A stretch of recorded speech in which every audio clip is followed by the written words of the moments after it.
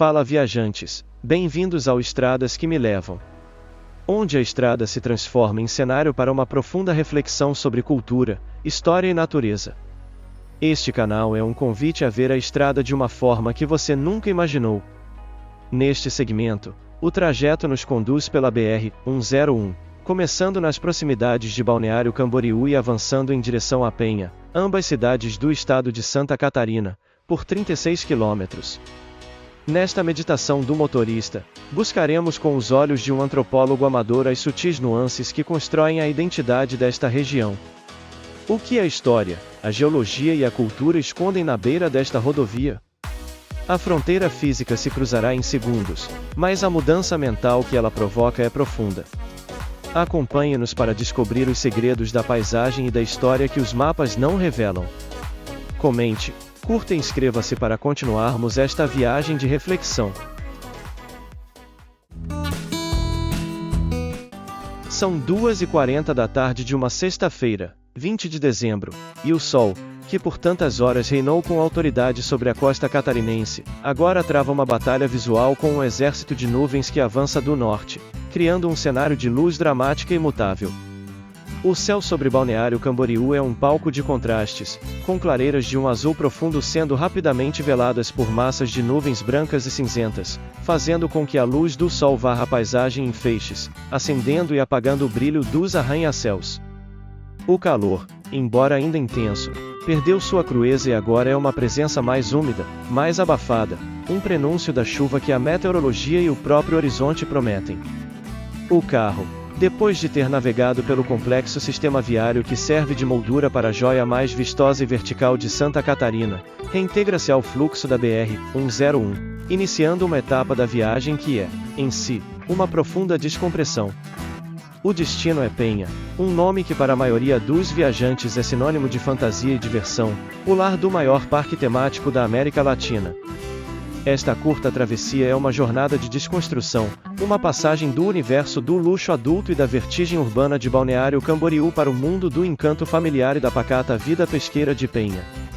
O tráfego, um organismo vivo e pulsante, se reconfigura mais uma vez, a densidade do fluxo se espalhando por novos caminhos, oferecendo uma viagem que promete ser não apenas um deslocamento, mas uma transição entre realidades distintas, sob um céu que se prepara para chorar. Deixar Balneário Camboriú para trás é como emergir de uma câmara de alta pressão. A cidade, com sua paisagem de ficção científica, sua concentração de riqueza e sua energia que beira a histeria, é um ecossistema à parte, uma bolha de glamour e de ambição.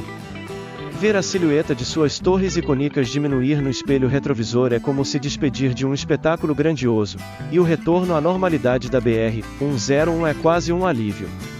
A estrada, que nas imediações da cidade parecia um mero anexo de sua grandiosidade, agora retoma seu papel de protagonista, convidando o olhar para uma nova paisagem, uma nova história.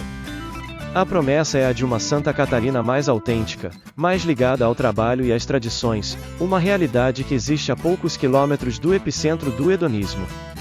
A viagem me lança imediatamente no território do município vizinho, Itajaí, e a transição é tão imediata e tão profunda que redefine completamente a atmosfera da jornada. Balneário Camboriú e Itajaí são como duas faces da mesma moeda, geograficamente inseparáveis, mas existencialmente opostas. Se Balneário Camboriú é a sala de visitas, Itajaí é a casa de máquinas. Se uma vende a imagem, a outra produz a riqueza.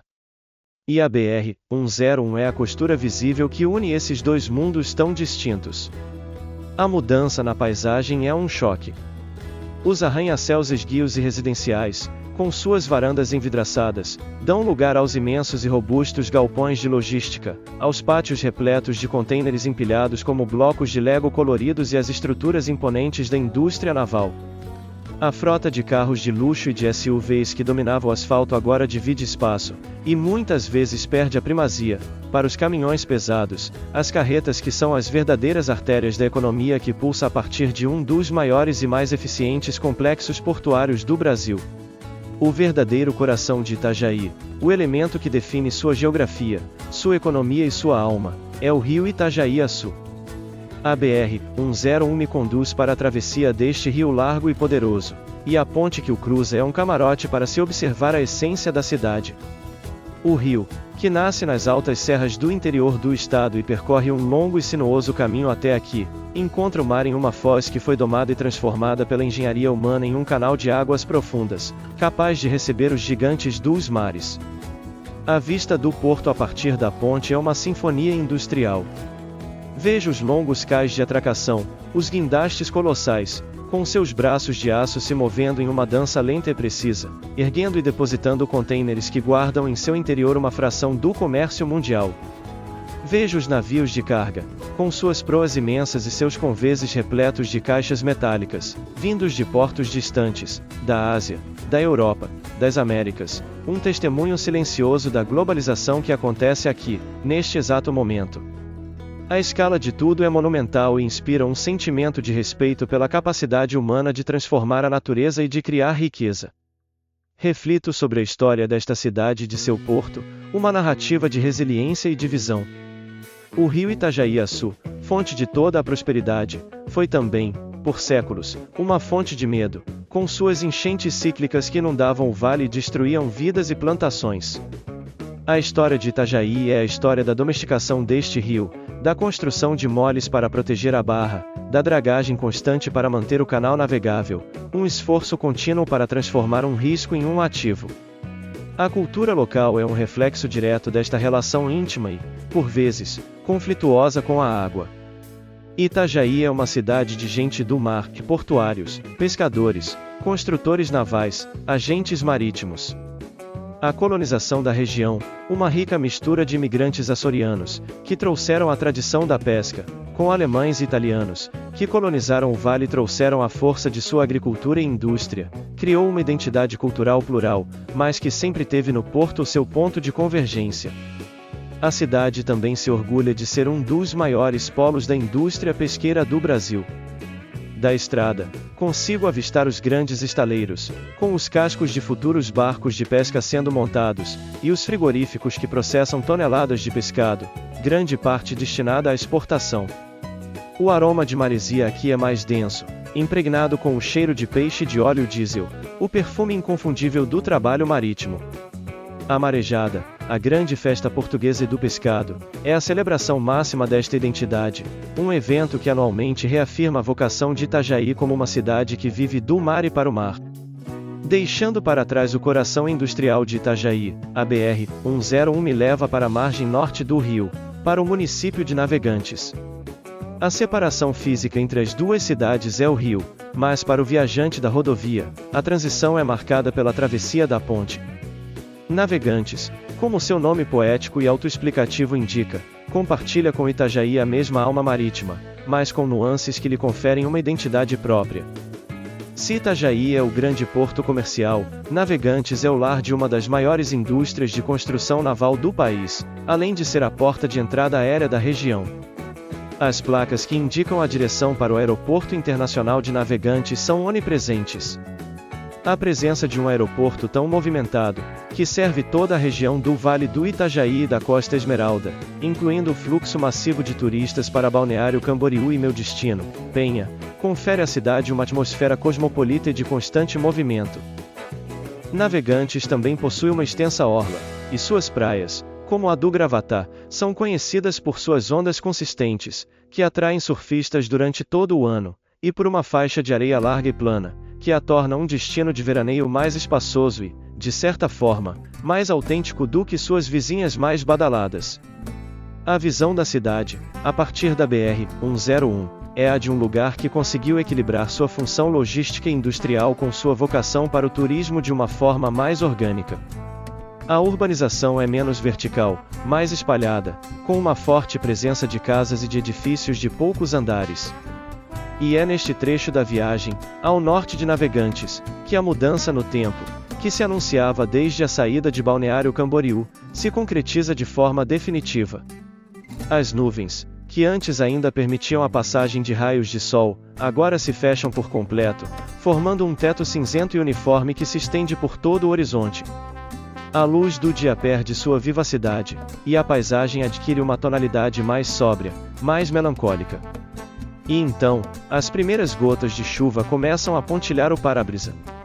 No início, é uma garoa fina, quase uma névoa, que mal justifica o uso dos limpadores. Mas, gradualmente, a precipitação se firma, transformando-se em uma chuva fraca, mas persistente, que cobre o asfalto com uma película brilhante de água e obriga os limpadores a trabalhar em um ritmo constante e compassado. O cheiro de terra molhada e de asfalto lavado sobe do chão, um aroma que sempre acompanha a chegada da chuva em um dia quente de verão. A atmosfera da viagem se altera profundamente. A euforia solar dá lugar a uma sensação de introspecção, de aconchego dentro da bolha de metal e de vidro do carro. O som da chuva tamborilando no teto e o movimento rítmico dos limpadores criam uma trilha sonora que convida ao silêncio e à contemplação. A paisagem, vista através do véu de água, parece mais suave, suas cores mais profundas, seus contornos mais difusos. Sob esta chuva fina e persistente, a aproximação de Penha ganha uma aura ainda mais especial. A paisagem se torna marcadamente mais rural. A BR-101 se afasta da linha da costa, serpenteando por uma região de colinas suaves, de pastagens de um verde lavado pela chuva e de pequenas propriedades rurais com suas casas simples e seus campos cultivados.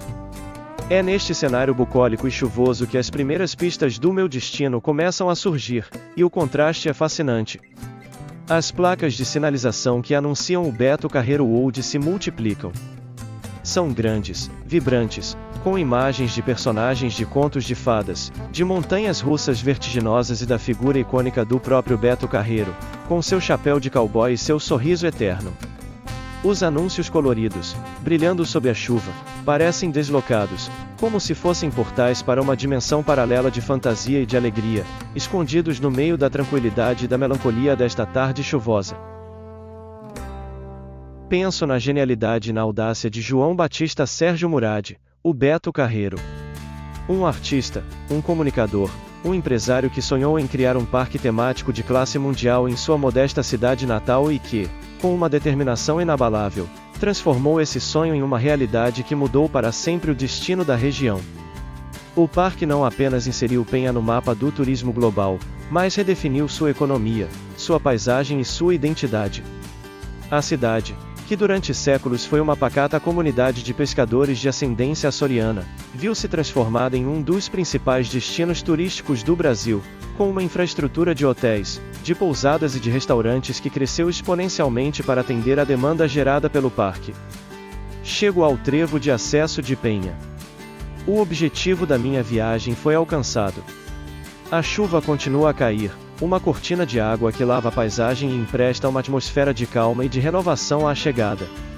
Daqui da rodovia, não consigo avistar o famoso castelo do parque, mas sua presença é onipresente, sentida nos grandes hotéis temáticos que se erguem na beira da estrada, nos outdoors que prometem dias de magia e, claro, no nome da saída. Para além da órbita do parque, a cidade de Penha oferece um contraponto de serenidade. Suas mais de 19 praias, muitas delas ainda preservando o charme de antigas vilas de pescadores, são um convite a um turismo mais contemplativo e autêntico. A herança açoriana se mantém viva na culinária, com seus pratos à base de frutos do mar, e na religiosidade popular, com suas festas e suas tradições. A jornada desta tarde foi uma viagem de contrastes marcantes. Começou sob a luz dramática que se filtrava sobre os arranha-céus de Balneário Camboriú, atravessou a pujança industrial e portuária de Itajaí, passou pela modernidade logística de Navegantes e terminou sob uma chuva serena, no limiar de um universo de fantasia em Penha. Foi uma viagem que expôs as diversas camadas da riqueza e da complexidade de Santa Catarina, do comércio global à pesca artesanal, da especulação imobiliária de luxo ao entretenimento familiar de massa. O carro agora navega pelo acesso molhado, abandonando a BR-101 para ingressar neste novo território, e a mente, acalmada pelo som da chuva, leva consigo a imagem dos navios gigantes no porto, o cheiro do asfalto molhado e a promessa de um mundo de sonhos e de aventuras que aguarda, mesmo sob um céu cinzento e chuvoso. Piada sobre o trajeto. O que um arranha-céu de Balneário Camboriú disse para a montanha-russa do Beto Carreiro? Eu passo o dia todo parado, vendo o povo lá de cima, e todo mundo me acha o máximo. Você se mata de subir e descer o dia inteiro gritando, e ainda tem que aguentar a música do parque. Definitivamente, Você precisa de umas férias.